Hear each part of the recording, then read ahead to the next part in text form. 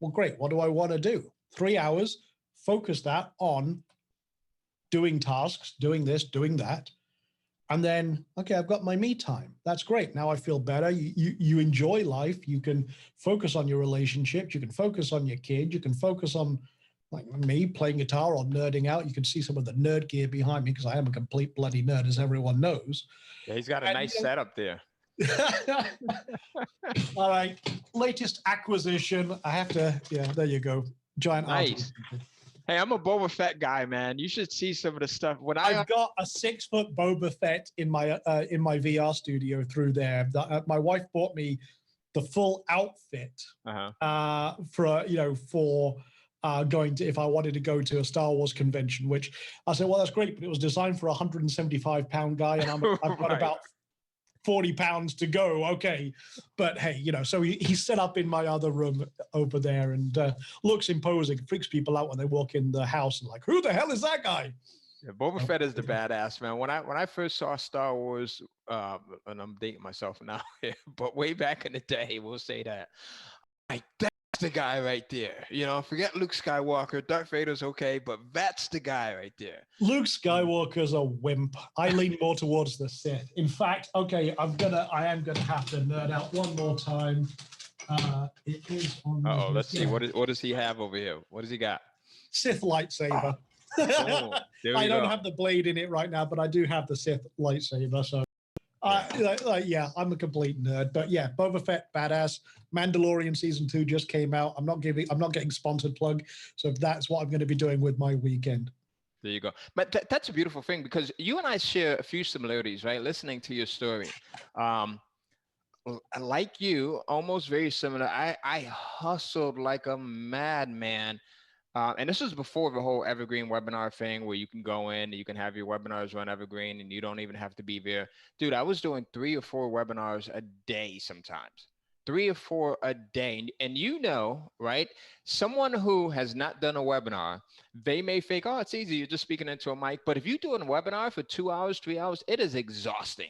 It is mentally exhausting, definitely. And one thing that, again, Ty, you may not know, but I actually have about 8 different Evergreen webinars I'm running all the time. Now, again, if I had to do that manually, I'd be dead. I used to do like you 2 or 3 a day.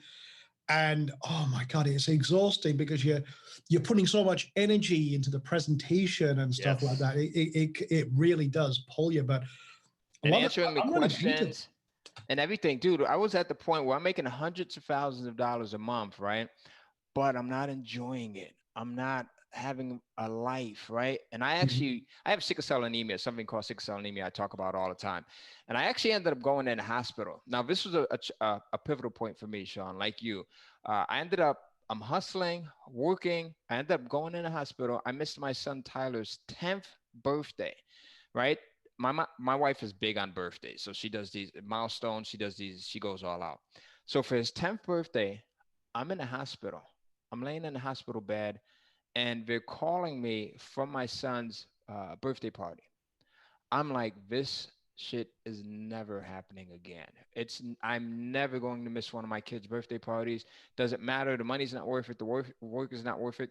I had to reevaluate everything that I was doing right then and at that moment. I took out my phone and I said, coincidentally, it was one of the first iPhones I had gotten. And I opened up the note section. I said, from now on, I will only work on the things that I want to work on, when I want to work, and with the people who I want to work with. Because as you know, when you're doing webinars, you have a lot of affiliate partners and some of them are not the nicest people. And, it was just a pain in the ass. So that was a gift and a curse for me going in the hospital, but it totally changed my business. And that's when I got into, creating a lifestyle business, something that allowed me to be around my kids. I got 4 kids and a family and just enjoying life. Like me and my wife, we woke up this morning and I looked at her and she says, well, she looked at me and she said, we're going to go vote early today. Right. So she says, we're going to go vote early today. I said, okay. We're going to do that right after the podcast. Funnily enough, that's funny. So we went in and did that. And then I'm like, let's go get breakfast. Right. And then we shot the shit for a while. right? And money's still coming in. So what I want to talk to you about, I know that you are a master of outsourcing. You're a master at leveraging other people's time. You're a master in a good way, right? You're a master at systems. And that's one of the things that I talk about when it comes to Kindle publishing, when it comes to digital real estate. Like, you have to do the things that you're good at, and even some of the things that you're good at that you don't want to do, you still have to outsource that stuff. So can you talk about that? Like, what are your secrets to outsourcing and leveraging and systems? That's a great question. And it's one of the, again, the foundations of why I am very successful is it's all about the process. Now, one of the things that a lot of people do is they overcomplicate the process. What we want is production line simple, because when you keep it simple, when you've got a simple system that works, you can systematize, you can remove all of the objections, you can remove all the roadblocks and barriers and complications. It's something you can then easily document and then give to someone else. Right. I'll use trading as an example. One of the things we do in trading is we want to remove, emotion. We want to remove subjectivity because we want it to make money. And it's the same in business as it is in trading and everything else I do, is we want it to be step by step, do this, then this, if this, then that, kind of simple. Right. With trading, we do it as, okay, if this, and this line up, the trade sets up, the trade goes on. We take all the emotion and subjectivity out of it, and then no we attachment. The markets. Yeah. Yeah. And that is the same in business. You have a product. Is it a product that's in demand? Great. Okay. Promote that product. Is it converting? Yes. Is it making more than you're spending on promotion? Yes. Well, you have a profitable business. Right. Okay. What's stopping you scaling that? Well, is it your time? Okay, then leverage someone else's time. Create automation. And automation, just so you think, is not just software. If I'm not doing it, it's automated. If I have an employee, a virtual assistant, or software, or any sort of like software automation doing it, great. Very good. If I'm not doing it, it's automated.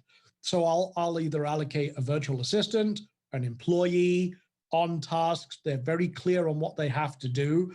When I can systemize it, I know that any one person can be removed and put someone else in place. I can teach them that, and they can be up and running very fast. It's all recorded, documented, go.